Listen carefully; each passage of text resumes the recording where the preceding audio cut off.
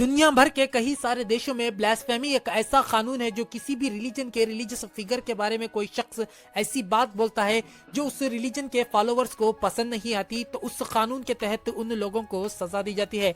लेकिन north Korea हमारी दुनिया का एक लौता ऐसा देश है जहां पर दुनिया के तमाम रिलीजन्स को बैन कर दिया गया है, लेकिन इसके बावजूद भी नॉर्थ कोरिया के अंदर ब्लास्फेमी का कानून एग्जिस्ट करता है। नॉर्थ कोरिया में यह कानून ना ही किसी रिलीजन के लिए है और ना ही किसी रिलीजियस फिगर के लिए है, बल्कि ये कानून नॉर्थ कोरिया के तानाशाह किंग जोंग उन और उनकी फैमिली के लिए है। इस देश के अंदर कोई भी शख्स किंग जोंग उन और उनकी फैमिली के बारे में ऐसी कोई बात कह देता है जिससे वो लोग पसंद नहीं करते तो उन लोगों को ब्लास्फेमी के कानून के तहत अरेस्ट किया जाता है और उन लोगों के ऊपर कार्रवाई की जाती है। बहुत से केसेस में देखा गया है कि बहुत से लोगों की जान तक ले ली गई है। आइए जानते हैं सच स्टडी में नॉर्थ कोरिया के अजीबोगरीब कानून और किंग जोंग उन के बारे में। इस देश के अंदर बाइबल को भी बैन किया हुआ है। बाइबल को बैन करने की वजह सिर्फ इतनी है कि इन लोगों को लगता है कि बाइबल की वजह से नॉर्थ कोरिया के अंदर वेस्टर्न कल्चर प्रमोट हो रहा है, जिसकी वजह से इनका अपना कल्चर खत्म हो रहा है। लेकिन अगर हम बाइबल के ओरिजिन के ऊपर नजर डालें तो बाइबल कभी वेस्ट की थी ही नहीं। बाइबल का ओरिजिन मिडिल ईस्टर्न कंट्रीज से हुआ है और बाद में ये वेस्ट की तरफ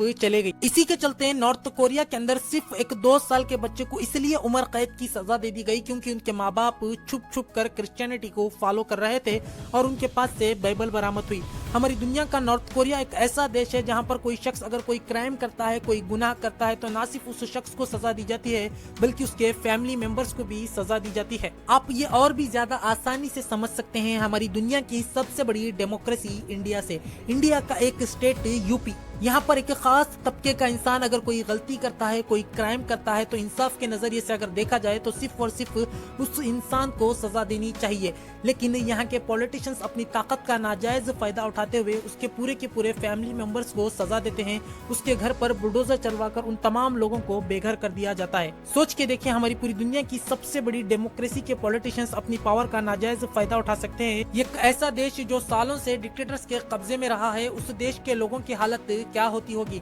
यहाँ के लोग अपनी मर्जी से अपना रिलीजन तक फॉलो नहीं कर सकते। यहाँ तक कि इस देश के लोगों को अपनी मर्जी से हेयर स्टाइल तक रखने की इजाजत नहीं है।